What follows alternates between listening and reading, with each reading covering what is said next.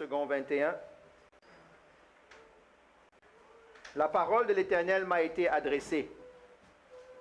Avant de te former dans le ventre de ta mère, je te connaissais. Et je t'avais consacré. Je t'avais désigné prophète pour les nations. J'ai répondu, ah Seigneur, l'Éternel, je ne sais pas parler, car je suis trop jeune. L'Éternel m'a dit, ne te prétends pas que tu es trop jeune, car tu iras trouver tous ceux vers qui je t'enverrai, et tu diras tout ce que je t'ordonnerai. N'aie pas peur d'eux, car je suis moi-même avec toi pour te délivrer, déclare l'Éternel. Puis l'Éternel a tendu la main et a touché ma bouche, avant d'ajouter, j'ai mis mes paroles dans ta bouche. Vois, aujourd'hui je te confie une responsabilité envers les nations et les royaumes, celle d'arracher et de démolir, de faire disparaître et de détruire, de construire et de planter. Seigneur, bénis ta parole ce matin. Nous prions que tu nous parles, Seigneur, à chacun d'entre nous. Et Seigneur, que ta parole transforme nos cœurs et ouvre nos cœurs, Seigneur Jésus. Sois élevé, mon Dieu, et sois glorifié. Dans le nom de Jésus. Amen. L'appel de Dieu. On a commencé la semaine dernière, je vais très vite résumer ce qu'on a vu la semaine dernière, pour ceux et celles qui n'étaient pas là. On a dit que, on le voit dans le verset 4, la Bible dit, avant que quoi? Que tu ne naisses, avant de te former dans le ventre de ta mère, je te connaissais. Première chose que chacun de nous doit tirer, c'est que Dieu nous connaît. Il ne nous découvre pas aujourd'hui. Il nous connaît depuis et même avant le ventre de notre mère. On l'a vu la semaine dernière. Pourquoi? Parce que la vie vient de Dieu. La vie vient de Dieu. Moi, je crois que la vie dans l'homme, c'est une somme de partie de Dieu. C'est Dieu qui souffle la vie. Ça vient de lui. Donc, il sait ce qu'il met dedans. Amen. Deuxième chose qu'on a vue, c'est qu'on a dit que Dieu n'est pas un dépisteur de talent. Dieu est un créateur de talent. Pourquoi? Parce que quand il nous donne la vie, il met déjà en nous ce qu'il a prévu pour nous. Il n'y a pas beaucoup d'amen.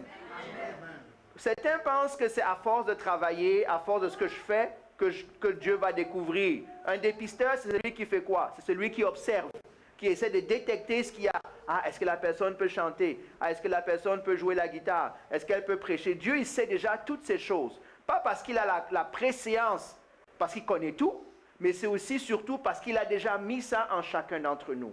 Et moi, je crois que comme il dit à Jérémie, avant que tu ne naisses, je t'avais consacré, n'est-ce pas?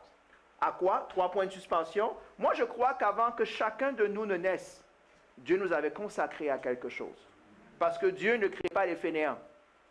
Dieu ne crée pas les inutiles. Dieu ne crée pas pour qu'on ne fasse rien. Il y a quelque chose que Dieu a prévu pour nous. Ce n'est peut-être pas ce que nous rêverions avoir. Ce n'est peut-être pas ce qui est le plus, mais Dieu, il sait ce qu'il fait. Amen. Je sais que quand on dit ça, la plupart d'entre nous pensent, ok, Dieu m'a donné un ministère, Dieu m'a fait ceci, mais le ministère, c'est quoi? Au sens le plus simple du mot, le ministère, c'est quoi? C'est la part que Dieu m'a donnée à gérer. C'est la part que Dieu m'a appelé à faire. Tout simplement.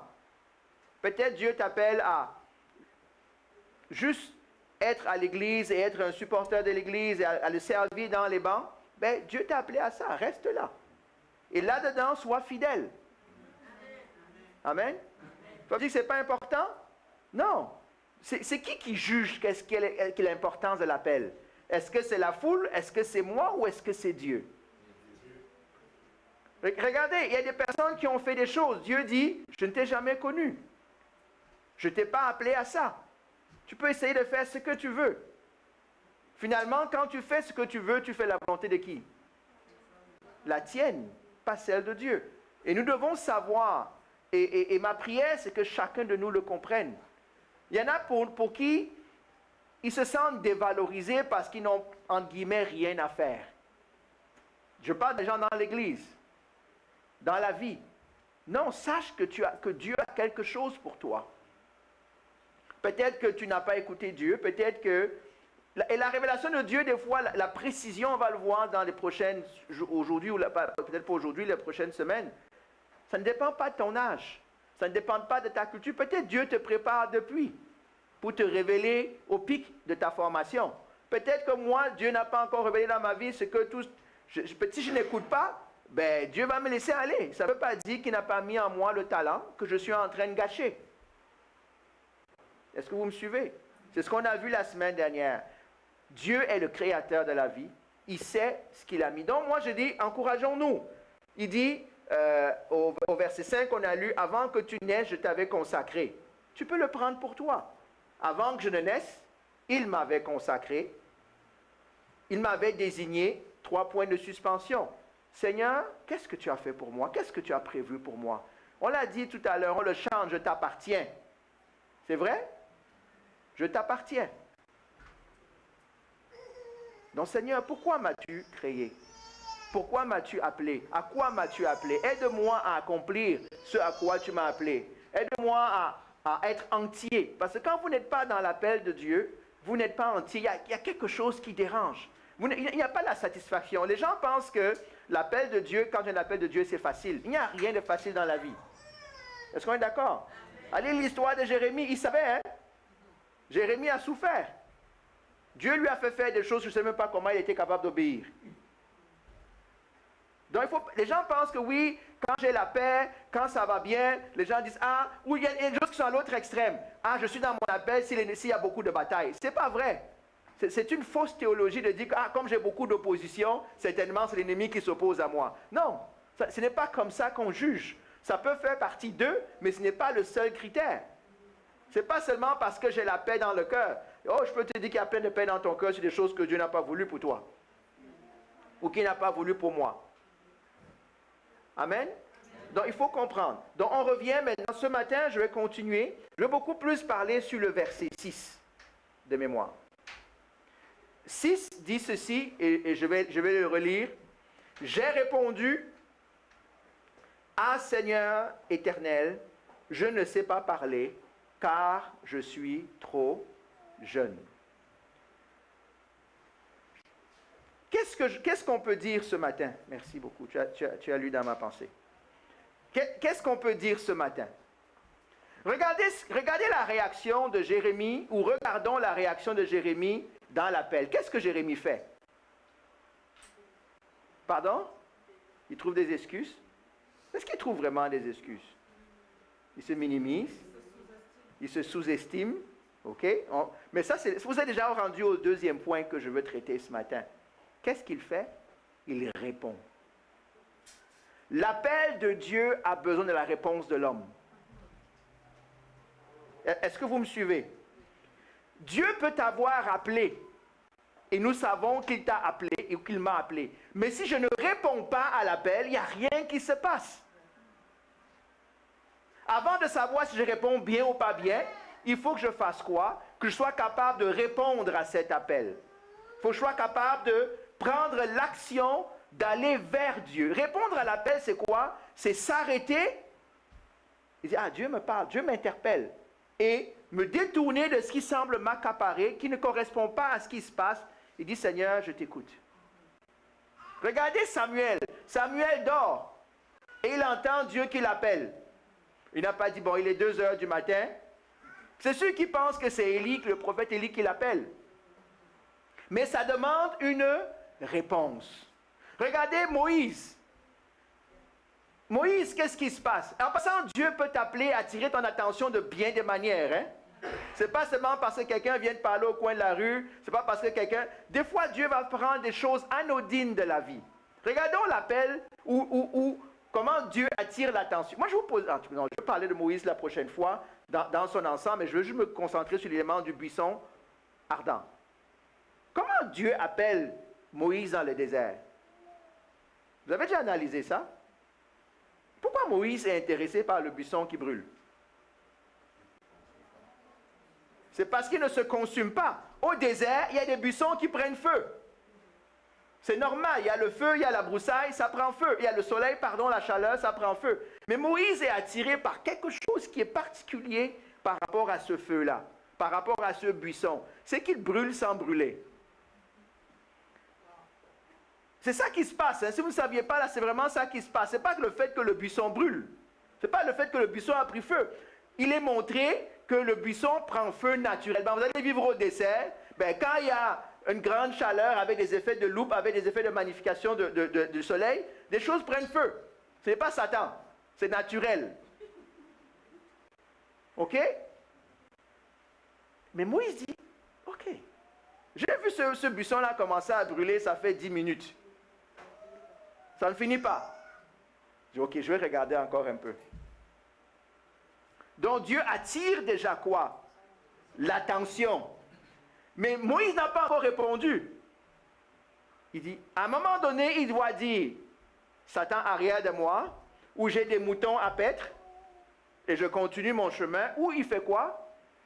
Je vais m'approcher pour comprendre. La réponse que nous avons, c'est de s'approcher. Des fois, on ne comprend pas, mais c'est s'approcher de ce qui se passe, et s'approcher, ça veut dire quoi? S'intéresser à ce qui se passe. Et là, tout à coup, Dieu lui dit quoi? Tu n'es plus dans le désert. Tu es dans ma présence. Enlève tes sandales. Parce que là où tu te... Mais Seigneur, c'est juste le buisson qui... Non, non. Là où tu es dans ma présence. Et je requiers cette attention-là. Donc, c'est important de réaliser que non seulement... Je peux prendre Ésaïe. Ésaïe, à un moment donné, non seulement Ésaïe est prophète, mais on nous dit quoi dans Ésaïe 6? Il voit l'Éternel qui se révèle. Et il entend tout à coup le cri de Dieu. Mon peuple dépérit, qui enverrai-je? Il dit quoi? Envoie ma femme. J'ai vu un gars qui parle bien là-bas, qui est courageux. Envoie-le. Il dit, il répond à cet appel. Me voici. La réponse à l'appel, avant même d'aller dans comment on répond, qu'on va voir dans le prochain point, c'est d'abord de répondre à cet appel. C'est lorsque Dieu manifeste l'appel dans ta vie, il faut que tu t'arrêtes et tu y penses. Il faut que tu t'arrêtes et tu pries. Tu dis, Seigneur, voici les signes que je suis en train de voir. Seigneur, est-ce que c'est toi ou bien est-ce que c'est moi? Ou est-ce que, vous savez, des fois, on peut être tellement imbu de sa, pas imbu de sa personne, ce n'est pas la bonne expression. On veut tellement, des fois, tellement servir qu'on prend tout ce qui se passe comme étant l'appel de Dieu. On a besoin de discernement. Mais répondre, on dit, Jérémie a répondu. Jérémie a dit, OK Seigneur, j'ai réussi à comprendre que c'est toi qui me parles. Et moi maintenant, je te parle. Je te dis, Seigneur, qu'est-ce qui se passe? Qu'est-ce qui se passe? Qu'est-ce que tu veux me dire? Comme le vieux prophète Élie a dit, Éternel parle, ton serviteur, écoute. Tout simplement. Vous ne pouvez pas être dans l'appel de Dieu si vous n'avez pas répondu à l'appel de Dieu. Et répondre à l'appel de Dieu, ça veut dire, je répète, c'est tout simple mon message ce matin. Comment je me détourne de ce que je fais et je commence à regarder à Dieu. Des fois, ça va prendre, Jérémie, c'est comme ça s'est passé tout de suite. Hein? On ne sait pas combien de temps ça a pris ce temps-là. Parce que nous, on lit, c'est drôle parce que souvent, nous lisons la Bible, on pense que tout s'est passé à la minute près toujours. On ne nous dit pas qu'il y a eu un temps de prière, de mise de côté. Des fois, Dieu va faire, c'est tout de suite. Des fois, ça va être des breadcrumbs. Ça va être plein de petits indices que Dieu va mettre sur le chemin pour nous amener à l'endroit où il veut que nous soyons. Mais nous devons répondre. Amen. Nous devons répondre. Vous savez, des fois, on prend un exemple, je pourrais prendre d'autres exemples. Des fois, l'appel de Dieu n'est pas si clair au départ. Et des fois, l'appel de Dieu se précise dans ta marche.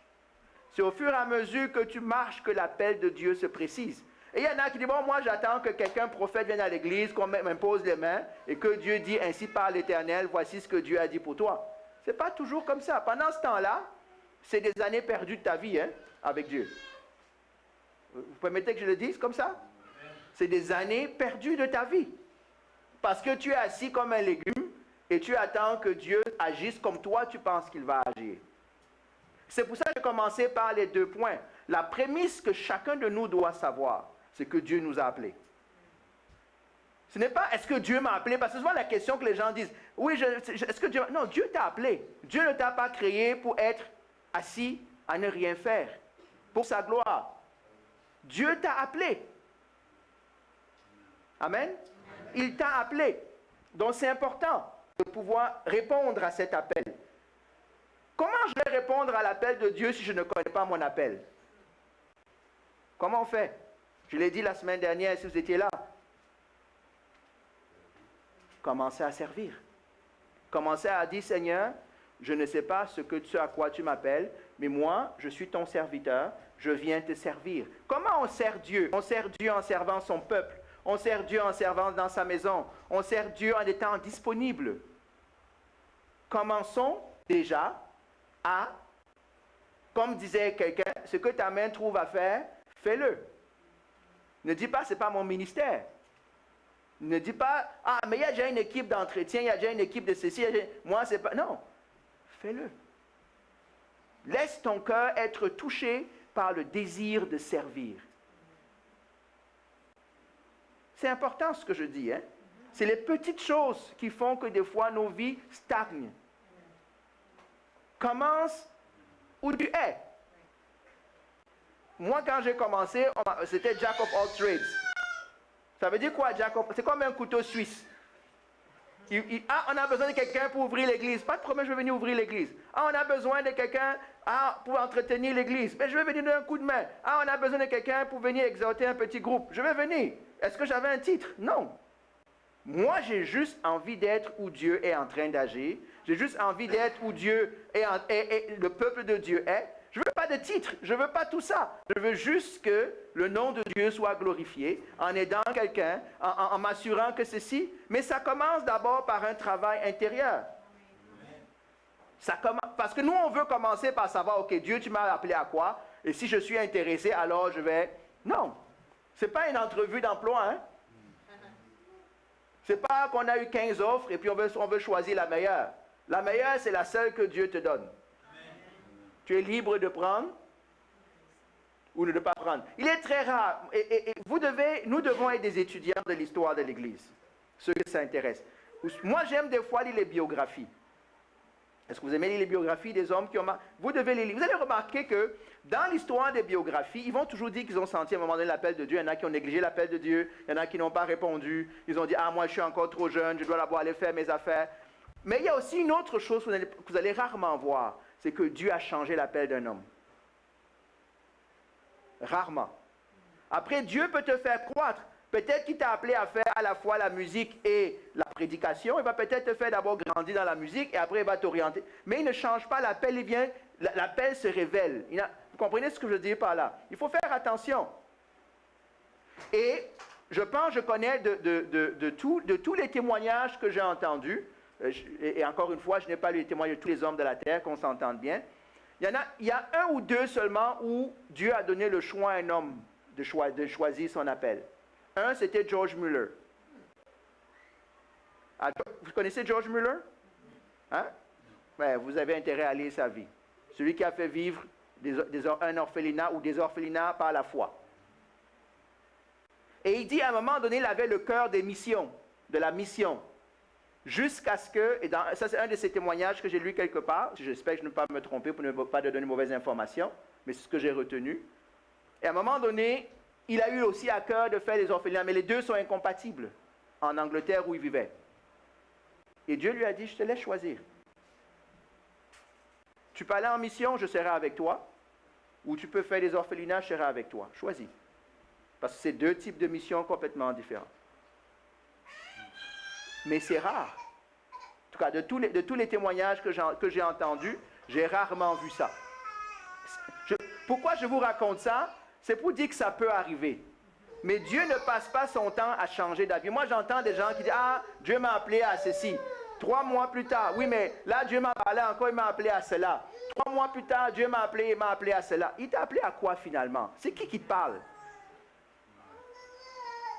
Est-ce que c'est ta chair qui te parle? Est-ce que c'est l'ennemi qui te parle? Ou est-ce que c'est vraiment Dieu? Parce qu'à un moment donné, nous-mêmes, on doit écouter. On doit se poser la question. Comment ça se fait que je ressemble à une girouette? Est-ce que vous avez déjà vu des gens comme ça? Peut-être c'est vous, je ne sais pas. Ils passent leur temps à changer d'appel. On a dit la semaine dernière, ne confondons pas les talents que Dieu nous donne, talents naturels avec l'appel de Dieu. Amen. Je vous ai dit, je peux être talentueux en musique, mais ne pas avoir été appelé à la louange dans l'église. Hein? Je peux être un très bon orateur dans la vie de tous les jours et ne pas être appelé à la prédication à l'église. Ne confondons pas nos talents naturels avec l'appel de Dieu. Est-ce que ça va jusqu'ici? Donc, troisième point, il faut répondre. Maintenant, regardons la fameuse réponse de Jérémie. Qu'est-ce qu'il dit? Ah, Seigneur éternel, je ne sais pas parler car je suis trop jeune. Juste, il n'y a pas de jeunes parmi nous, mais à votre avis, Jérémie a quel âge?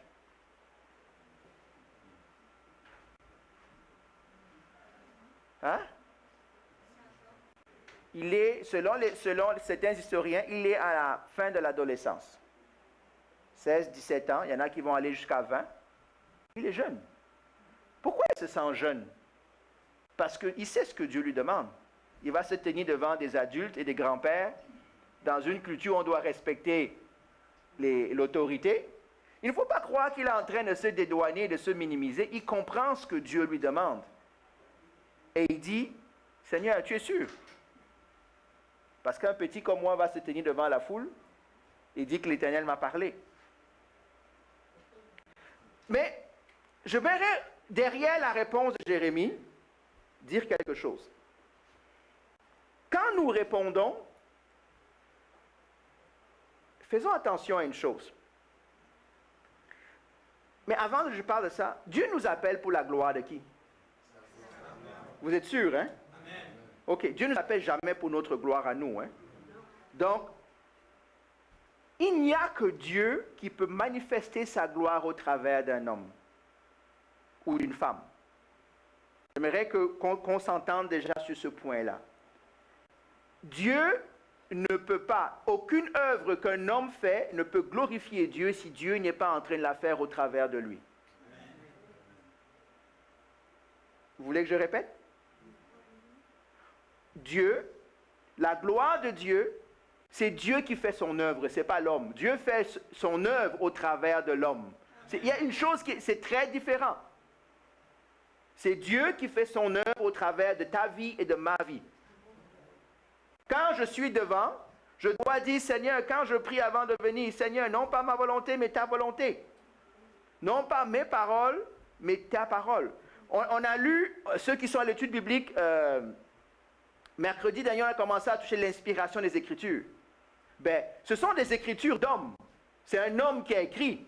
Mais c'est Dieu qui parle. Est-ce que vous me suivez? Je l'ai dit et j'ai fait un petit truc parce qu'on est allé un peu plus loin, on n'a pas de nouveaux chrétiens en tant que tels.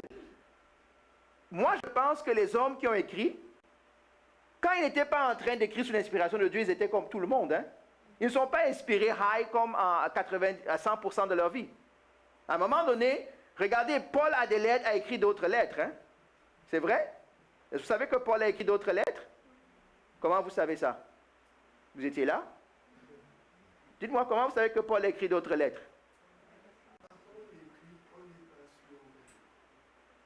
Non, tu vois, c'est pas ça. Comment savez-vous que Paul a écrit d'autres livres ou d'autres lettres, qui ne sont pas dans la Bible que vous avez devant vous? Il le dit lui-même. Il dit, quand vous aurez fini de lire ma lettre, lisez celle que j'ai écrite à l'église de Laodicée.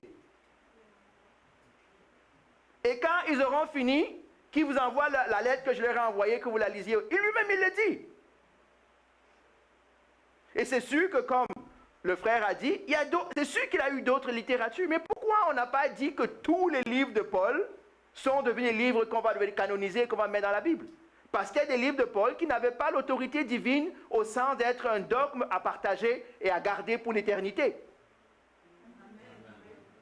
Parce que la Bible, étant inspirée, devient autorité. On va parler après de l'autorité de la Bible.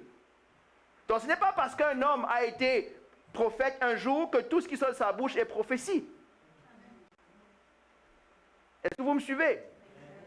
Donc il faut bien comprendre que Dieu sait dans quoi il a mis sa gloire et comment il l'utilise. Donc, il faut déjà qu'on comprenne ça avant de regarder la réponse. Parce qu'on a dit qu'il faut pouvoir répondre. Est-ce qu'on est d'accord? C'est normal. En passant, là, moi, je veux vous dire une chose. Si jamais Dieu vous appelle et que vous n'avez aucun obstacle en vous pour répondre à l'appel de Dieu, vous êtes orgueilleux. Vous n'avez pas compris l'appel de Dieu. Si Dieu t'appelle et que tu dis, OK, Seigneur, je suis capable, tu n'es pas capable. Parce que tu n'as pas compris ce que ça veut dire. C'est normal. Il dit, je suis... Il y en a qui vont dire, je suis trop jeune, je suis trop vieux, je suis blanc, je suis noir, je suis jaune, je suis... Comment un noir va aller prêcher à des blancs? Comment un blanc va aller prêcher à des indiens? Il y a tout un tas de raisons. Je suis chétif, je suis malade, je suis handicapé. Il y a tout un tas de raisons. Mais c'est pourquoi quand on fait ça, on regarde soi. Donc il y a une manière de regarder à soi comme étant se minimiser. Il y a une manière de regarder à soi en disant, Seigneur, me voici tel que je suis. Ça ne dépend que de toi. Donc, moi, je vous dis, si vous connaissez l'appel de Dieu sur votre vie et que vous dites à Dieu, OK, je suis capable, let's go.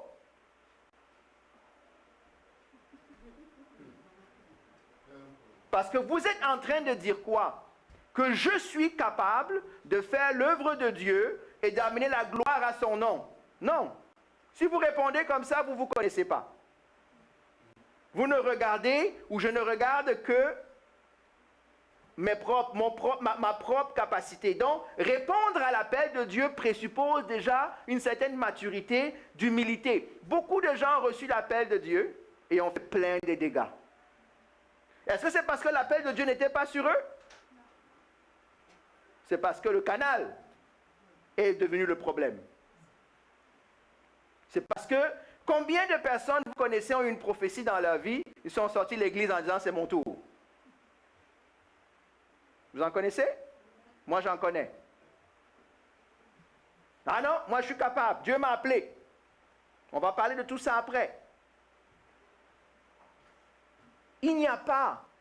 Dieu, rappelez-vous, je suis en train de bâtir un mur. Hein? Pas un mur, je suis en train de bâtir un argumentaire. J'ai commencé par quoi? Point numéro 1, Dieu me connaissait avant que je naisse.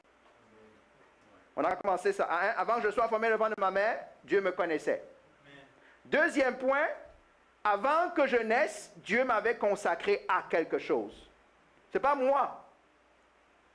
Troisième point qu'on a vu ce matin, il faut que je dise, OK Seigneur, je reconnais que tu m'as appelé à quelque chose. 3 points de suspension, quel que soit ce quelque chose-là. Quatrième point, Seigneur, il faut que je reconnaisse que je ne suis pas capable. Parce que personne, la Bible dit, hein, le frère a donné le hébreu de Dieu est un feu dévorant. Est-ce que vous savez qu'il est aussi un feu dévorant pour son peuple? Il n'est pas seulement un feu dévorant pour nos ennemis, hein? Il est aussi feu dévorant pour son peuple. Dieu dit, et c'est un principe biblique, je ne partage ma gloire avec personne. Chaque fois que nous faisons l'œuvre de Dieu et que nous nous voyons un peu contributeurs à cette œuvre-là, nous sommes en train de la teinter. Nous sommes en train de la diluer. Vous savez, Jésus a des messages qui sont simples et choquants. Voici ce que Jésus dit. Dites-vous que vous êtes des serviteurs comment? Inutiles. Quel est ce boss-là? Il m'embauche, je m'en vais faire le travail qu'il m'a demandé, et il me dit je suis inutile. Pourquoi tu m'embauches alors? Trouve-toi quelqu'un qui est utile. Le message n'est pas de dire que j'ai mal fait mon travail. Le message est de dire que le travail vient de moi. Et la réussite de ton travail vient de moi. En ce sens-là, tu es inutile. Tu dois jouer ton rôle. Tu dois jouer ton rôle. Je dois jouer mon rôle. Est-ce que ça va? Il faut répondre, mais il faut savoir répondre. On a dit, il ne faut pas que la chair réponde. Hein? Il ne faut pas que la chair réponde. C'est de l'orgueil. C'est normal. La chair ne peut pas faire l'œuvre de l'esprit. On le dit, n'est-ce pas? Ben, quand vous dites je suis capable, c'est la chair qui répond. Parce que l'homme spirituel va dire quoi? Seigneur, ta gloire t'appartient. Fais-moi grâce de pouvoir accomplir ta volonté. Fais-moi grâce d'être un canal qui ne va pas venir teinter ce que je vais faire et le déshonneur va venir sur ton nom. Fais-moi grâce afin que ce qui va être fait soit vraiment à ta gloire et que je sois capable de dire que s'il n'était l'Éternel, je ne serais rien. Ok. Finalement, le christianisme nous enlève notre personnalité, le christianisme nous enlève notre estime de soi. Ce n'est pas ça. C'est de reconnaître que c'est Dieu qui fait son œuvre. Dieu t'a appelé, ben, consacre ton instrument. Il t'a appelé à la batterie, tu joues à la batterie, tu joues à la guitare, tu balayes l'église, tu fais la vidéo. Consacre ton œuvre à Dieu. Dis, Seigneur, aide-moi dans le peu que tu me donnes de faire à être le meilleur canal pour toi. Pas le meilleur fort, mais le meilleur canal pour toi. Tu fais à manger parce qu'on va distribuer à la nourriture à des sans-abri. Tu fais à manger pour le repas de Noël. Tu le fais pour la gloire de qui? De Dieu? Tu es sûr? Bon, ne viens pas te plaindre alors parce qu'on t'a dit manque de sel. Non, mais il y a quelqu'un hier qui me disait qu'il manquait de poivre et d'épices. C'est correct. Il a le droit d'avoir son opinion. Mais moi, ça ne doit pas me choquer. C'est normal. Pourquoi c'est normal? On a craché sur Christ, hein? Regarde, Seigneur, j'ai fait ce que tu m'as demandé de faire. Peut-être il faut que j'accepte aussi que si la critique est bonne, que je l'accepte aussi. Hein? Comme ça qu'on grandit, on est d'accord?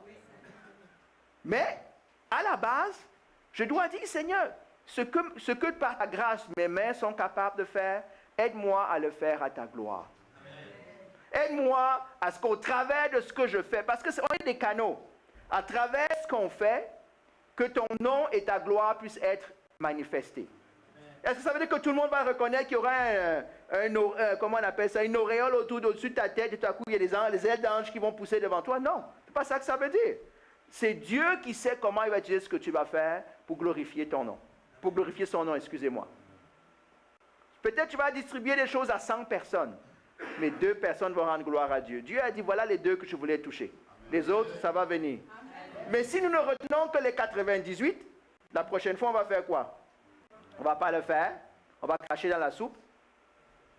On va dire, ah, n'importe comment, c'est des ingrats. Ils ne savent jamais reconnaître quand on leur fait du bien. On va devenir, vous savez, c'est ça qui a hérité l'esprit de Moïse. Hein?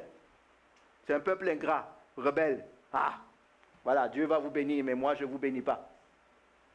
Moi, je prends les choses entre les mains. On doit savoir, moi je vous dis, j'espère que peut-être vous ne saviez pas ça, hein? Vous ne pouvez pas faire l'œuvre de Dieu. Je ne peux pas faire l'œuvre de Dieu. Je ne peux pas faire l'œuvre de Dieu. Et pourtant, je dois répondre à l'appel de Dieu. Amen. Pourquoi? Parce que c'est Dieu qui fait. Amen. Laissez-moi prendre un... Vous savez, des fois, l'orgueil et l'immaturité nous perdent, hein? Et ça ne dépend pas de l'âge. Des fois, l'orgueil et l'immaturité nous perdent. J'aimerais que quelqu'un prenne Exode 4.10. Et pendant ce temps-là, je voudrais qu'une autre personne prenne Acte 7.22. Et un peu plus tard, quelqu'un me prendra 1 Corinthiens 15.10, ce sera ma conclusion. Vous m'avez suivi?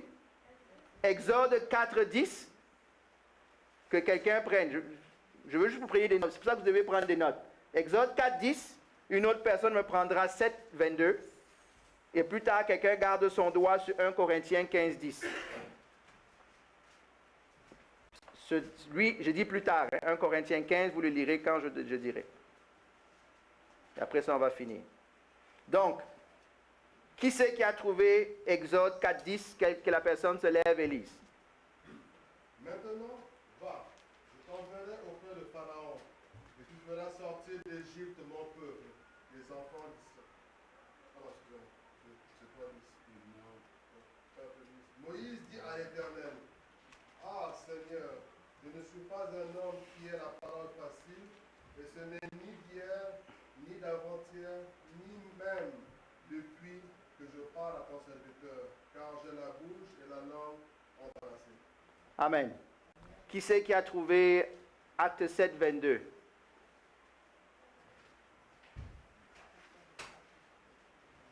Moïse a été formé avec toute la sagesse des Égyptiens. Il était puissant en parole et en acte. OK. Est-ce que vous avez bien suivi ces 2 textes-là?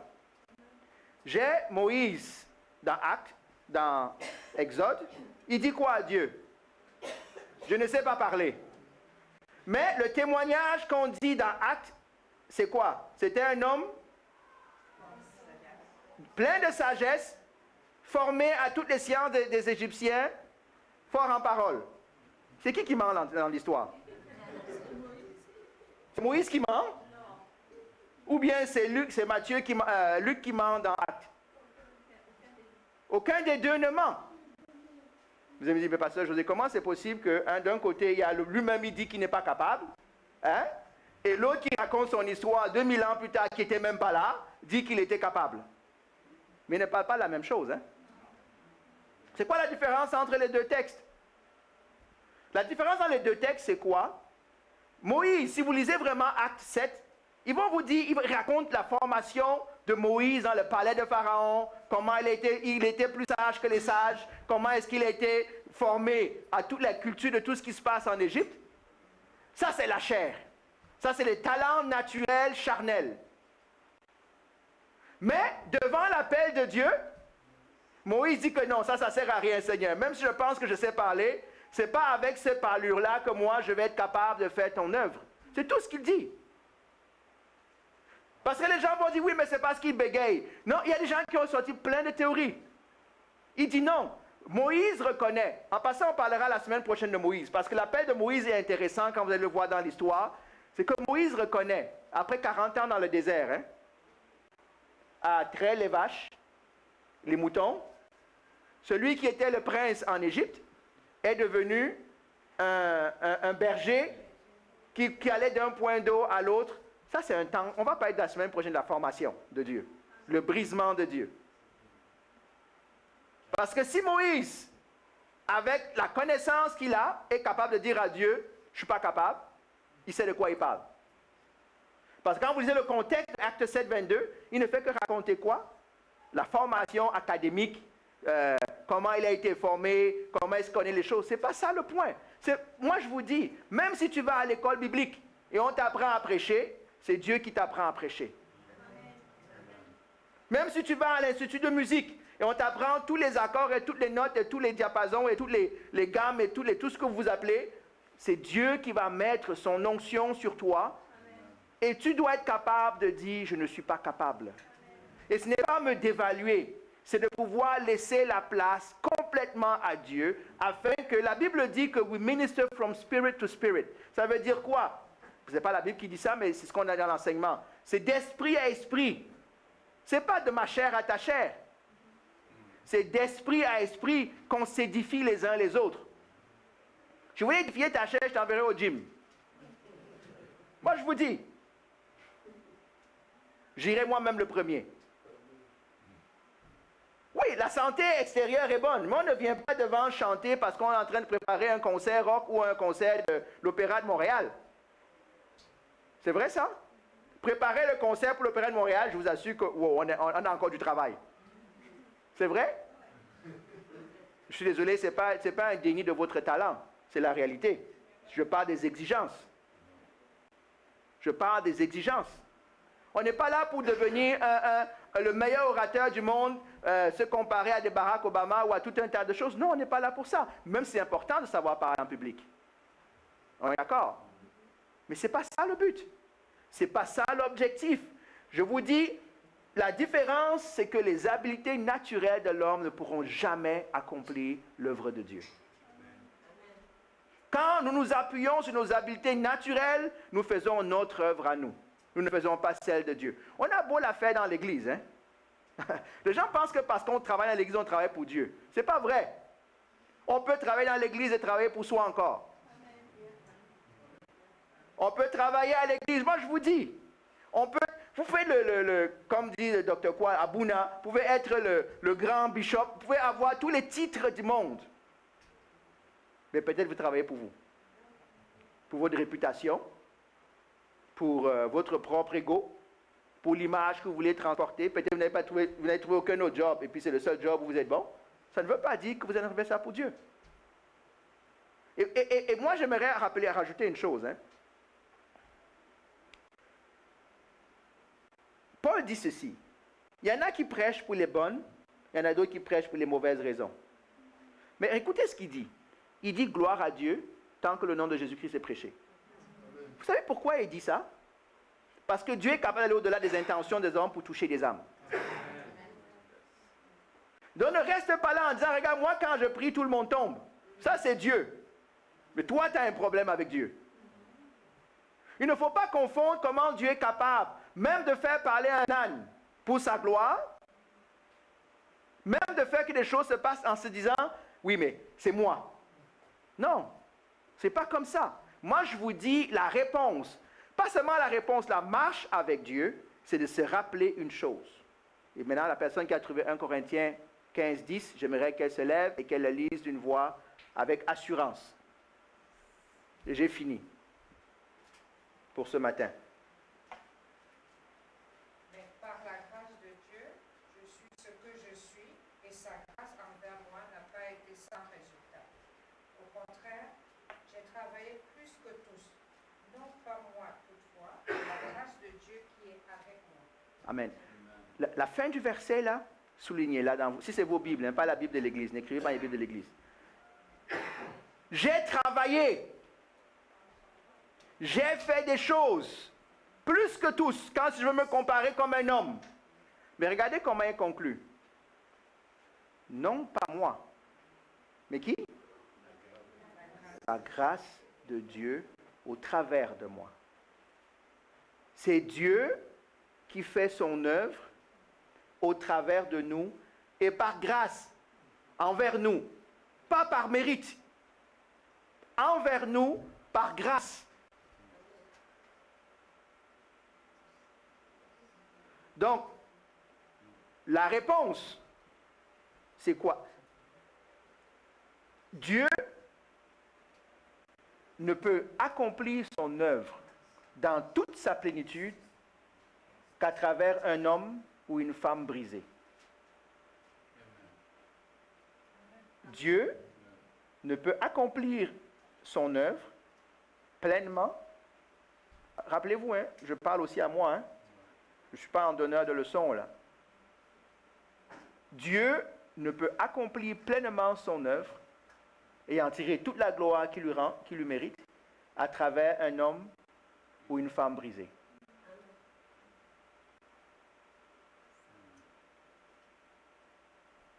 That has to sink in.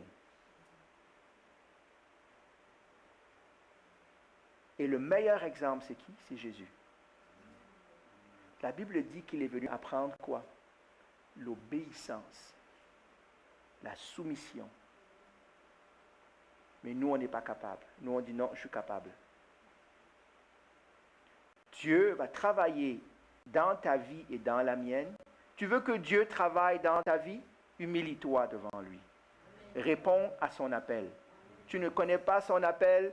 Dis Seigneur, je sais que tu m'as appelé. En attendant que je le sache pleinement, forme-moi. Commence à travailler.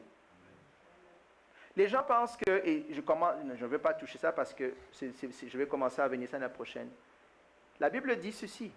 Nous sommes des vases de terre dans lesquels Dieu a mis sa gloire. Ne confondons pas le contenant avec le contenu. Nous ne sommes que le canal. Je prends un canal maintenant. Hein, je prends un tuyau. D'accord? Comme par exemple nos artères, et je pompe du sang dedans. Qu'est-ce qui est important? Est-ce que c'est l'artère ou est-ce que c'est le sang? C'est le sang qui amène la vie. Hein? L'artère joue son rôle, mais c'est le sang qui amène la vie. Et le problème qu'on a, si l'artère commence à se boucher, le débit commence à baisser. Si l'artère est sale, le sang va être sale. Amen? Je m'en vais faire fondre de l'or. Est-ce que l'or, c'est bon, ça? Hein? On va voir. L'or, ça vaut cher, hein? Ça vaut très cher. Je m'en vais prendre maintenant, je vais fondre l'or. Et je fais couler l'or jusqu'à l'endroit où il va devenir une barre. Est-ce que parce qu'il est passé par un conduit, est-ce que le conduit, c'est ça qui fait l'or? Qu'est-ce qui fait l'or? C'est l'or lui-même. Qu'est-ce qui fait Dieu? C'est Dieu lui-même. Nous ne sommes que des vases de terre. Nous ne sommes que utilisés par grâce pas par nos capacités, et Dieu nous bénit. On est intelligent, on est beau, on est tout ce que vous voulez. Gloire à Dieu. Il ne regrette pas ça. Mais il ne faut pas que ça vienne jeter de l'ombre à ce que Dieu veut faire dans ta vie et dans la mienne. Donc, je conclue aujourd'hui. On a vu 2 points aujourd'hui. Première chose qu'on a vue par rapport à l'appel, c'est quoi? Il faut y répondre. Si tu es assis sur ton sofa avec la télécommande, tu attendras longtemps. Même si des fois, Dieu peut être capable de parler dans un film, je sais, non, ne riez pas. C'est possible. Honnêtement, c'est possible. Je ne me moque pas, je ne suis pas sarcastique là. Mais ce n'est pas le chemin préférentiel de Dieu. D'accord? Répondre. Comment on peut répondre aujourd'hui? Sache que tu es appelé. Tu dois le savoir. Quel que soit ce que les hommes t'ont dit, quel que soit ce que les femmes t'ont dit, quel que soit ce que tes parents t'ont dit, quel que soit ce que tes anciens pasteurs, tes amis à l'église, quel que soit ce qu'on t'a dit, Dieu t'a créé. Et il a mis de la valeur, il a mis sa valeur en toi. Amen. On a parlé de Moïse, hein? 80 ans, hein? Quand il a commencé le ministère. 80. Qui a 80 dans la salle ici? Donc vous en êtes, on a encore tous le temps d'y arriver, si vous voulez. Sarah, avec quel âge? Quand elle a enfanté? 90. Waouh! Elle dit qu'elle était sèche comme un bois. Et Dieu dit que non, moi, je n'ai pas besoin de savoir à quoi tu ressembles. C'est moi. Si je te dis que ça va arriver, tout ce que tu as fait, arrête de rire et de te moquer de ta condition. Arrête. Et laisse-moi faire mon œuvre. Et tu vas voir. Amen. Deuxième chose, la réponse de l'homme doit être adéquate. Non charnelle, spirituelle. On doit réaliser que nous ne sommes pas capables. Je peux bâtir une maison, hein, je peux construire une voiture. Mais l'œuvre de Dieu, c'est Dieu qui construit au travers de nous. C'est l'œuvre de Dieu, c'est Dieu qui le fait au travers de nous. On va prier.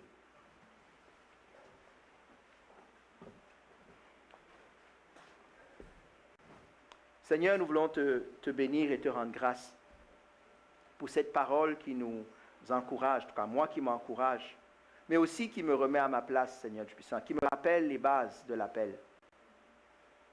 Ça ne dépend pas de moi. Ça ne dépend d'aucun de nous. Ça dépend d'abord et avant tout de toi. Et ce que tu attends de nous, c'est de nous vider de nous-mêmes par ta grâce, afin qu'on soit un canal qui te laisse passer comme tu veux passer, Seigneur. Qui se laisse utiliser comme tu veux être utilisé, Seigneur. Pardonne nos orgueils. Pardonne quand nous pensons que nous sommes capables par nous-mêmes de faire ton œuvre. Pardonne-nous quand nous trouvons des solutions d'hommes pour régler des problèmes de Dieu, Seigneur, ou des batailles divines, je veux plutôt dire, Seigneur. Aide-nous, Seigneur, à être à ton écoute. Aide-nous, Seigneur, à nous laisser travailler. Aide-nous à nous humilier devant toi, Seigneur. Pas parce on doit être piétiné, pas parce qu'on n'a pas de valeur, mais au contraire, on a tellement de valeur que tu choisis de nous utiliser, Seigneur, à ta gloire, Seigneur.